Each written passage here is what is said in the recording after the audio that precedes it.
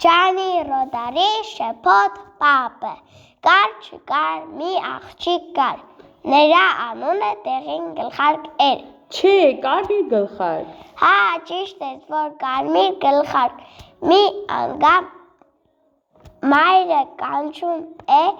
նրան և ասում. Կանանչ գլխարկ։ Դե չէ, կանանչ գլխարկ։ Դե չէ, պապի, կարմիր գլխարկ։ Ահա, կարմիր գլխարկ, գնա խնդրում եմ հոր քրոջդ տուն և կարտոֆիլ կճեպներ տար նրան։ Չէ, գնա տատիկի տուն և կարկանդակներ տար նրան։ Դե լավ, աղջիկը գնում,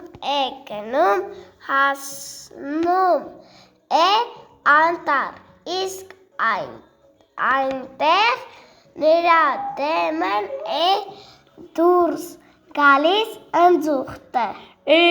Պապիկ, դու ամեն ինչ խառնեցիր, նրա դեմ գայլն է դուրս գալիս, ոչ թե ընձուղտը, անտառում ինչպես կարող է ընձուղտ լինել։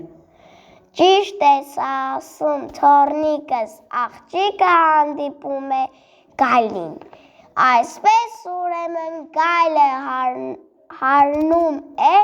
աղջկան, 6 անգամ 8-ն ինչ կանի։ Ոչ, պապիկ, գայլը հարցնում է կարմիր գլխարկին, ուր ես գնում կարմիր գլխարկ։ Դու ճիշտ ես, թոռնիկս, իսկ սև գլխարկը պատասխանում է. Նա կարմիր գլխարկն է, կարմիր գլխարկը, կարմիր։ Դե հա, էլի, կարմիր, իսկ նա պատասխանում է. Ես գնում եմ շուկա, տոմատի հյութ գնելու։ Չէ, բոլորովին էլ այսպես չէ, ես գնում եմ տատիկիս մոտ, նա հիվանդ է։ Ու մենակ Միայն թե մոլորվեցի անտառում։ Ճիշտ է, և այստեղ ծի է նստում։ Իզի, այնտեղ գայլեր, չէ։ Իհարկե գայլեր, դե ահա գայլն ասում է. նստիր 5 համարի տրամփայը և գնա մինչև